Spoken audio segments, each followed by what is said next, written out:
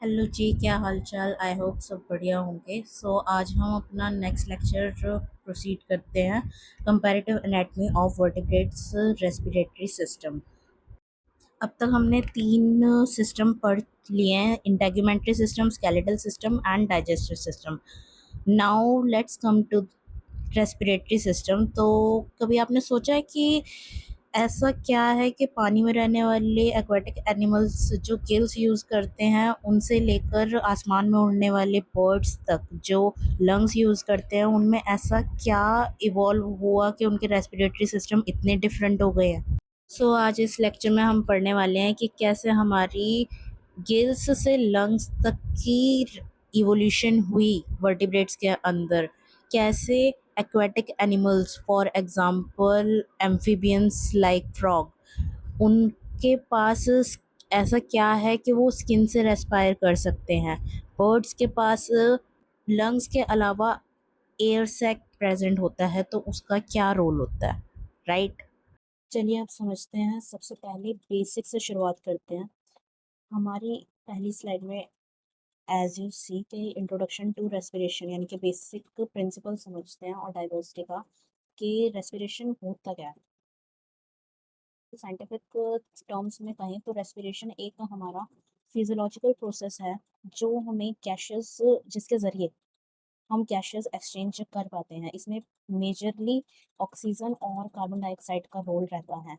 इसके अंदर एक जो इम्पोर्टेंट पार्ट है कि हमारी रेस्पिरेशन के लिए क्या क्या रिक्वायरमेंट्स हैं। एक तो उसको लार्ज सरफेस एरिया की ज़रूरत है, ताकि वो ज़्यादा एरिया होगा तो ज़्यादा गैसेस एक्सचेंज कर पाएगा। थिन मेम्ब्रेन की नीड होती है, ताकि जितनी वो पतली लेयर से ऑक्सीजन या कार्बन डाइऑक्साइड एक्सचेंज होगी, उतना जल्दी डिफ्यूजन होगा, उतनी जल्दी हमारा रेस्पिरेशन का प्रोसेस होगा इजीली। फिर मॉइस्ट सरफेस की नीड होती है, क्योंकि गैस हमेशा डिसॉल्व फॉर्म में ही एग्जिस्ट करती है, इसलिए उसको मॉइस्ट सरफेस की नीड होती है। अब सवाल आता है कि हम वर्टिब्रेट्स का ही क्यों कंपैरिजन कर रहे हैं। सी, वर्टिब्रेट्स अर्थ पर लगभग हर हिस्से में, हर हैबिटेट में पाए जाते हैं। चाहे वो डीप वाटर हो, चाहे वो ऊंचे पहाड़ हो या फिर रेगिस्तान हो, हर जगह वर्टिब्रेट्स पाए जाते हैं। जैसे जैसे उनका हैबिटेट बदला, उनकी बॉडी की मेटाबॉलिक डिमांड बदली और उसी के हिसाब से उनका रेस्पिरेटरी सिस्टम भी इवॉल्व हुआ। मैं सीधे शब्दों में कहूँ तो हम देखेंगे कि कैसे हमारे पिछले 500 मिलियन, 500 मिलियन से भी ज़्यादा सालों से इवोल्यूशन में स्ट्रक्चर कैसे बदला। और इसे हम इन तीन फैक्टर्स के थ्रू समझते हैं। पहला तो वाटर होल्डिंग कैपेसिटी वाटर के अंदर कम होती है। एक्वाटिक एनिमल्स जो होते हैं लगभग 1% से भी कम ऑक्सीजन कंज्यूम करते हैं, इसलिए जो उनकी रेस्पिरेशन बहुत तेजी से हो या अलग सिस्टम से हो, उसके लिए इन्हें एक स्पेशल ऑर्गन की ज़रूरत होती है, जिनको हम गिल्स कहते हैं। अब air breathing require moisture retention. जो जीव ज़मीन पर रहते हैं और हवा में सांस लेते हैं, उनके सामने से बड़ा चैलेंज यही होता है कि उनके लंग्स और रेस्पिरेटरी सरफेस को सूखने से बचाना, यानी कि मॉइस्चर रिटेन करना। इसलिए उनके फेफड़े शरीर के अंदर छिपे होते हैं, ताकि वो मॉइस्चर को रिटेन कर सकें। Higher metabolism demands greater oxygen uptake. Means जैसे जैसे हम एम्फीबियंस से मैमल्स और बर्ड्स की तरफ बढ़ते हैं, जीवों का मेटाबॉलिज्म बहुत हाई हो जाता है। हाई मेटाबॉलिज्म का मतलब है ज़्यादा एनर्जी की ज़रूरत होती है, और ज़्यादा एनर्जी के लिए शरीर को बहुत ज़्यादा ऑक्सीजन सप्लाई की नीड होती है। ओके, अब हम देखते हैं कि गिल्स जो प्राइमरी रेस्पिरेटरी ऑर्गन है, वो एक्वेटिक रेस्पिरेशन में कैसे हेल्प करता है कि डिसॉल्व ऑक्सीजन से वो ऑक्सीजन को एक्सट्रैक्ट कर सके, और इस प्रोसेस को हम काउंटर करंट एक्सचेंज सिस्टम कहते हैं। सबसे पहले आ जाते हैं हम टीलियोस्ट गिल्स पर। टीलियोस्ट गिल्स का मतलब बोनी फिशेस की बात हो रही है मेनली, ठीक है। हर गिल आर्च के ऊपर 2 रो होती हैं प्राइमरी फिलामेंट की। अगर इन फिलामेंट्स को और जूम करके देखते हैं तो इनके ऊपर छोटी छोटी सेकेंडरी लैमेला प्रेजेंट होती है, जो रेस्पिरेटरी सरफेस एरिया को कई गुना बढ़ा देते हैं, ठीक है, मैसिवली इंक्रीज कर देती हैं सरफेस एरिया को। अब यहाँ जो सबसे ज़रूरी पॉइंट है, काउंटर करंट मैकेनिज्म होता क्या है। लैमेला के अंदर बहने वाला खून जो होता है, ब्लड जो होता है, उसकी दिशा और गिल्स के ऊपर गुजरने वाला जो वाटर होता है उसकी दिशा एक दूसरे के हमेशा अपोजिट होती है।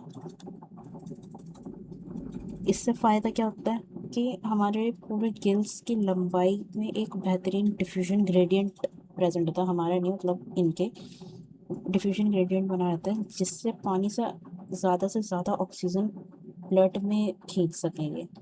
अब आ जाते हैं वेंटिलेशन मैकेनिज्म में। अब सवाल यह है कि गिल्स तो अपनी जगह स्थिर हैं, तो पानी इनके ऊपर लगातार बहेगा कैसे। इसके लिए मछलियों को दो वेंटिलेशन मैकेनिज्म की नीड होती है। पहला buccal pumping and second is ram ventilation. Buccal pumping इनके माउथ और ओपर्कुलम के मूवमेंट के लिए रिस्पॉन्सिबल होता है, उधर ही रैम वेंटिलेशन इनकी स्विमिंग के साथ साथ इनके मूवमेंट मतलब माउथ के ओपन रहने के लिए रिस्पॉन्सिबल होता है। जब ये स्विम के साथ साथ माउथ ओपन रखती हैं ताकि वो वाटर को अंदर गिल्स के थ्रू वाटर ड्राइव कर सके और उस वाटर से ऑक्सीजन को एक्सट्रैक्ट कर सके गिल्स के थ्रू। ओके, इस दौरान ओपर्कुलम एक नेगेटिव प्रेशर ग्रेडियंट क्रिएट कर देता है, जिससे कि वो लैमेला के थ्रू ईजिली वाटर पुल कर सकता है।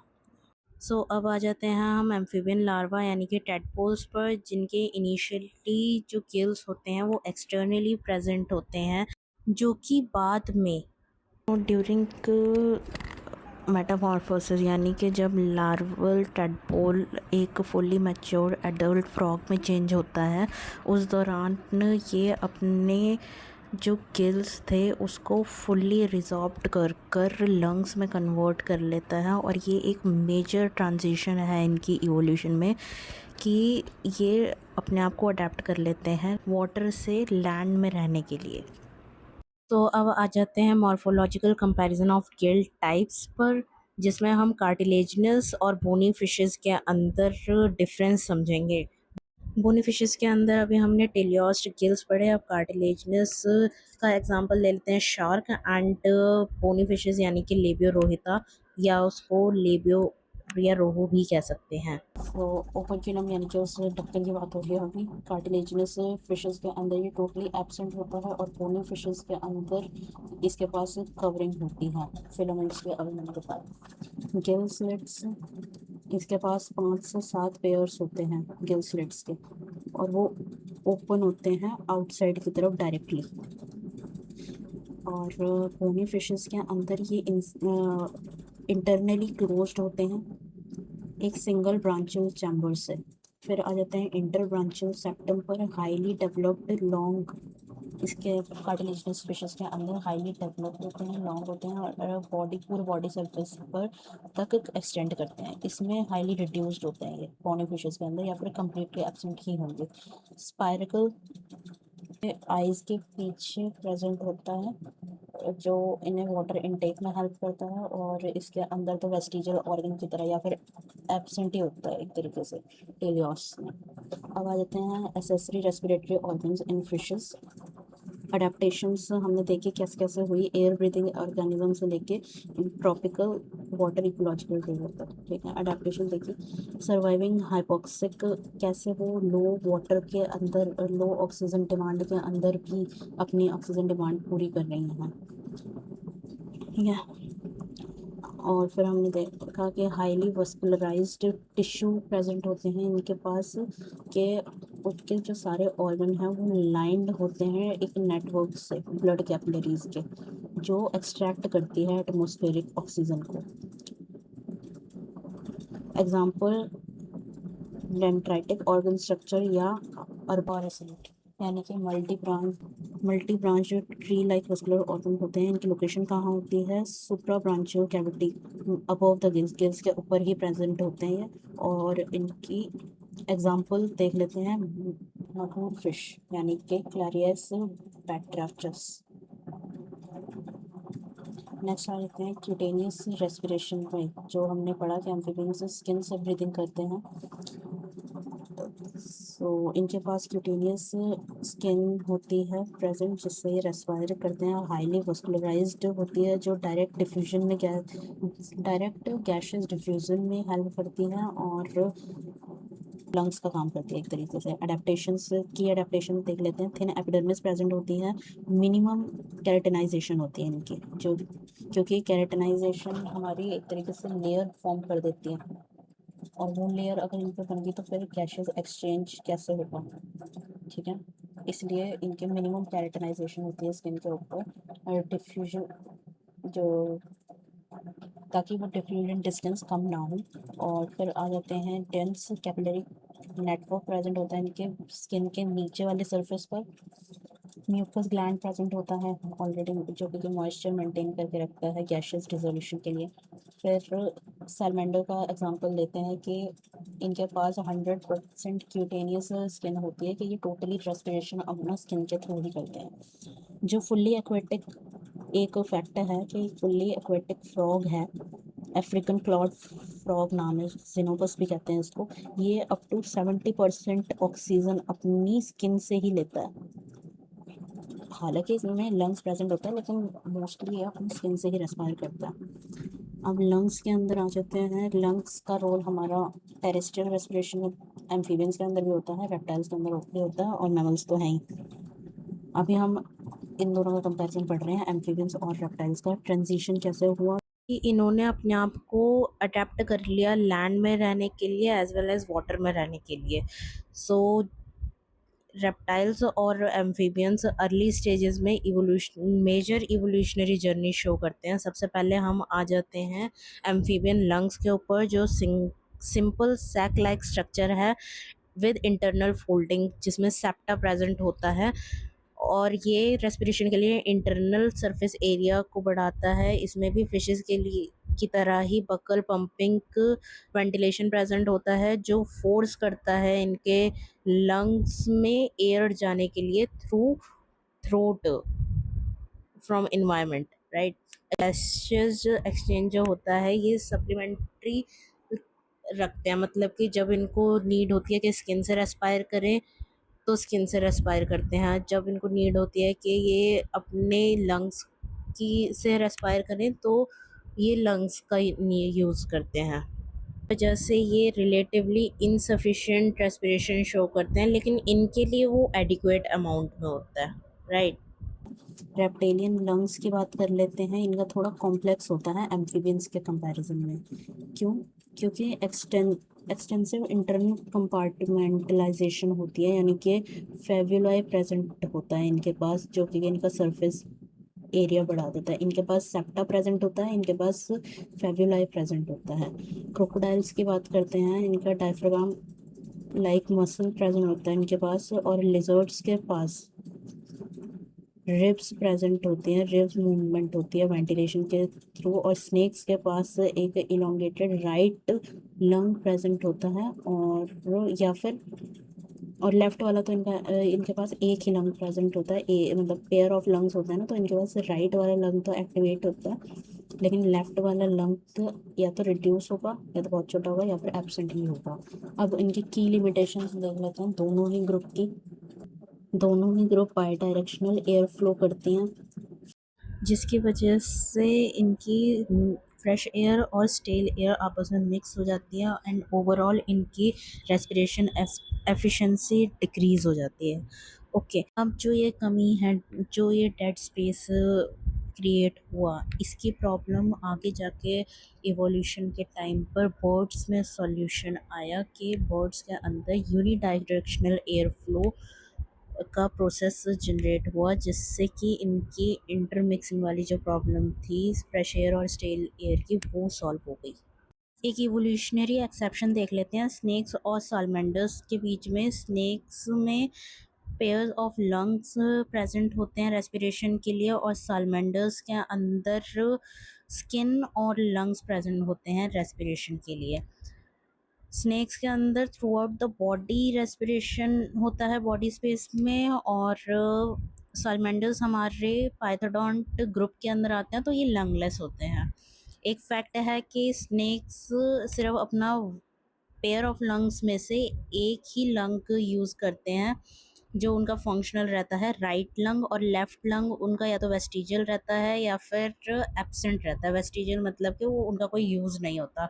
और जो सालमेंडर्स होते हैं वो अपना 100% gaseous exchange totally totally vascularized skin से करते हैं। ये एक्सेप्शन टीजीटी पीजीटी के पॉइंट ऑफ व्यू से इम्पोर्टेंट है।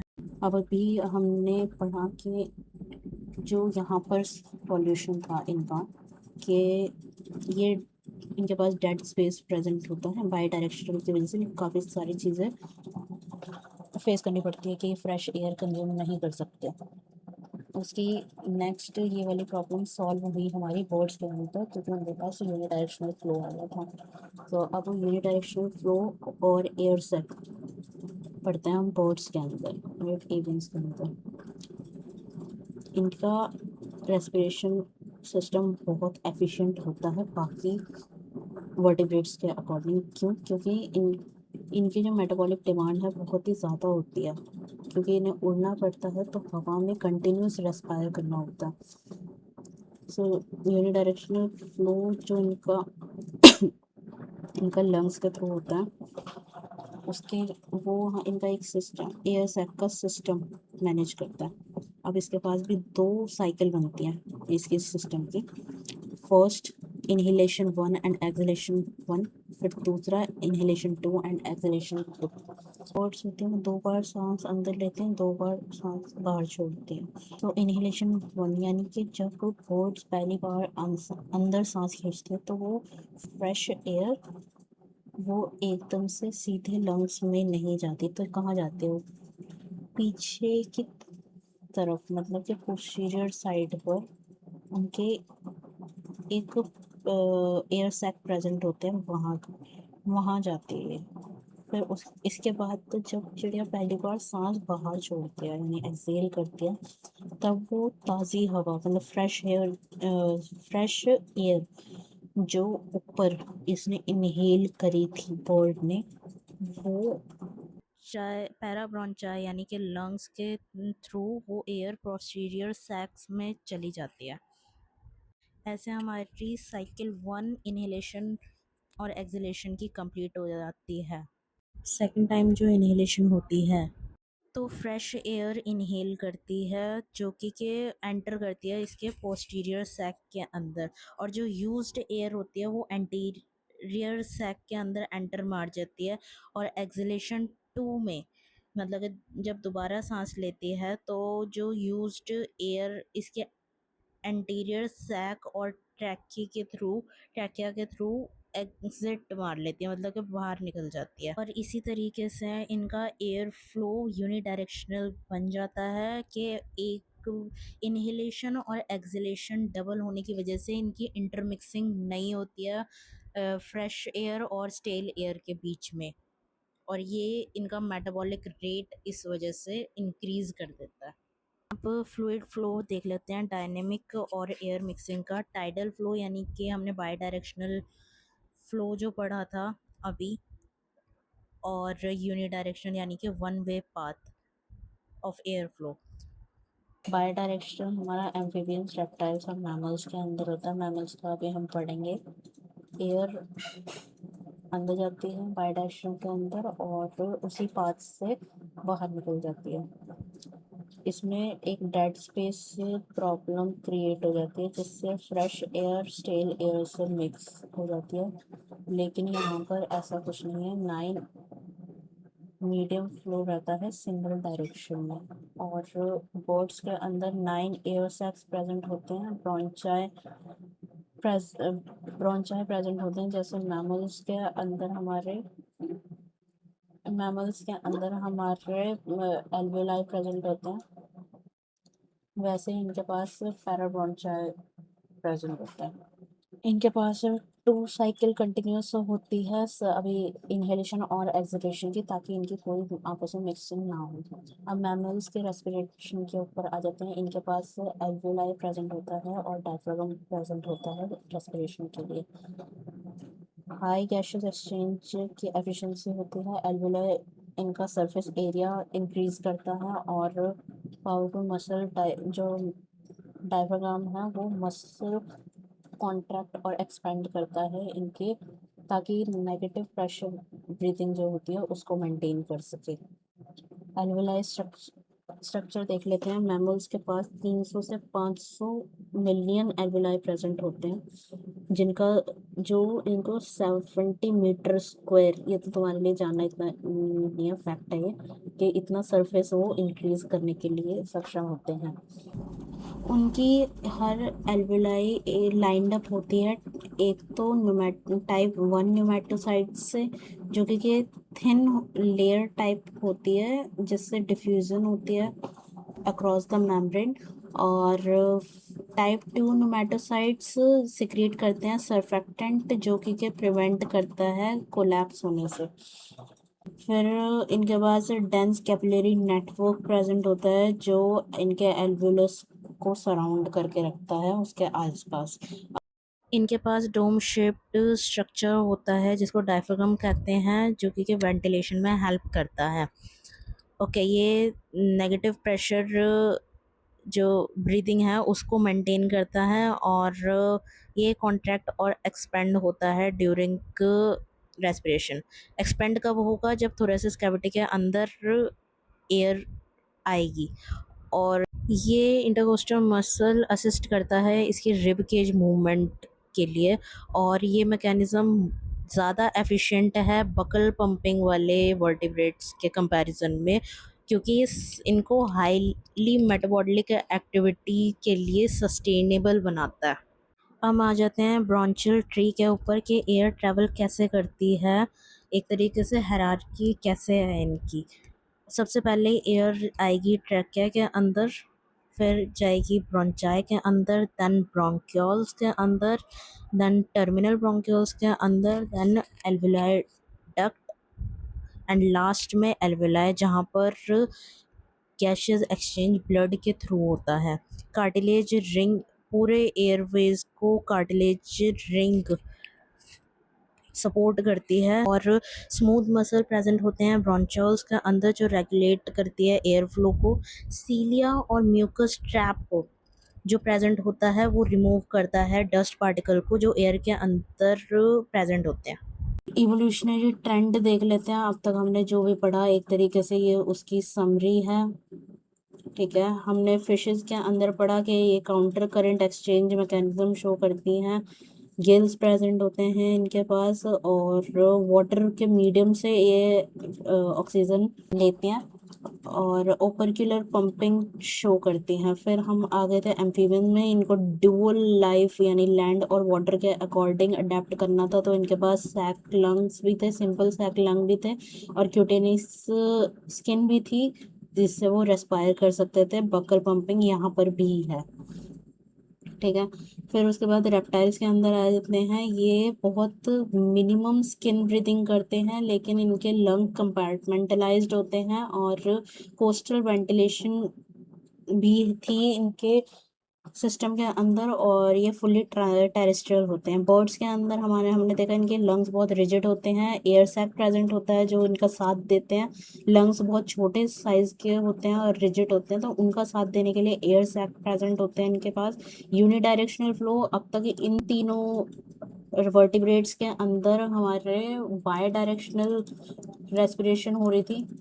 ठीक है, बाय डायरेक्शनल रेस्पिरेशन होती थी। यहाँ पर बर्ड्स के अंदर हमने यूनिडायरेक्शनल फ्लो देखा। हाईएस्ट ऑक्सीजन एक्सट्रैक्शन हो रही थी इनकी हाई एफिशिएंसी से यूनिडायरेक्शनल के थ्रू।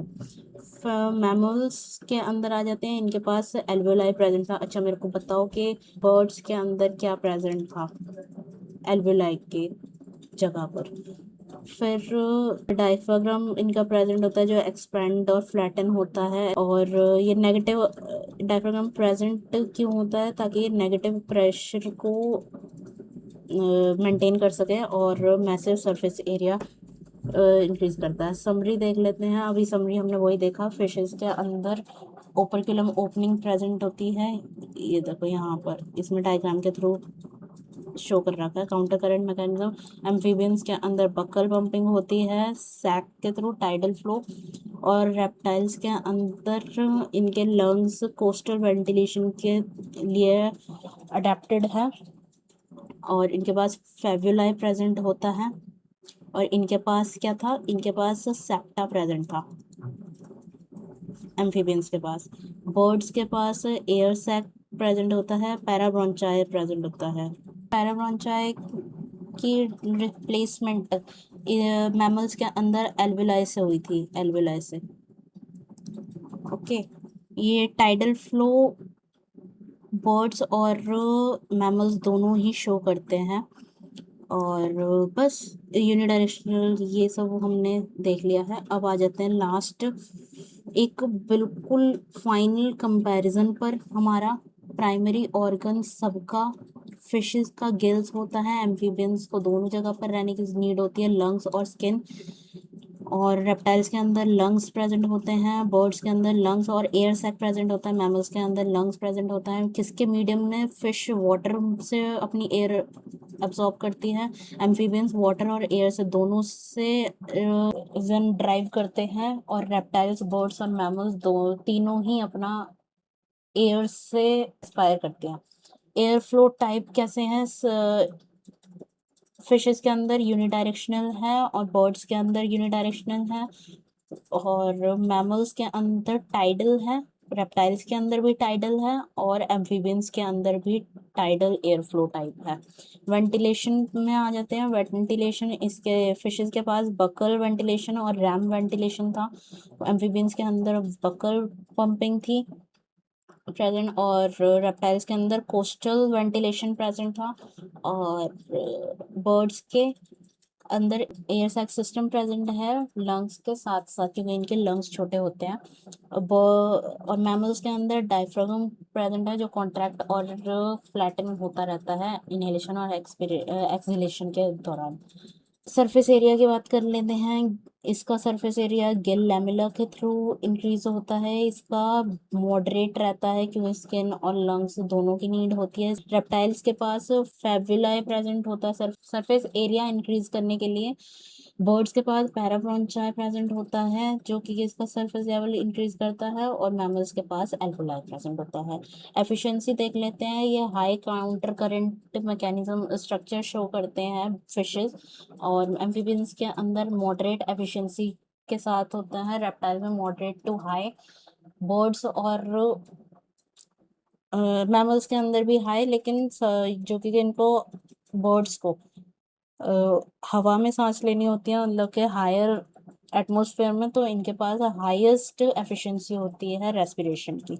मेटाबॉलिक रेट देख लेते हैं। फिशेस का बहुत लो होता है, एम्फीबियंस का भी लो होता है, फिर रेप्टाइल्स का लो टू मॉडरेट होता है, फिर बर्ड्स का बहुत ज़्यादा होता है और मैमल्स का हाई होता है। फिशेस, ये हमने कंपैरिजन अभी पिछली स्लाइड में देख ही लिया है। फिशेस के अंदर काउंटर करंट गिल एक्सचेंज होता है, एम्फीबियंस का डुअल रेस्पिरेशन होता है, ब्रिज मेंटेन करके रखना होता है, रेप्टाइल्स के अंदर कंपार्टमेंटलाइज्ड लंग्स प्रेजेंट होते हैं और बर्ड्स में यूनिडायरेक्शनल फ्लो होता है, मैमल्स के अंदर एल्वेओलायर डायफ्रागम सिस्टम प्रेजेंट होता है जो बहुत ही फ्लेक्सिबल और पावर देता है इनके रेस्पिरेशन सिस्टम को।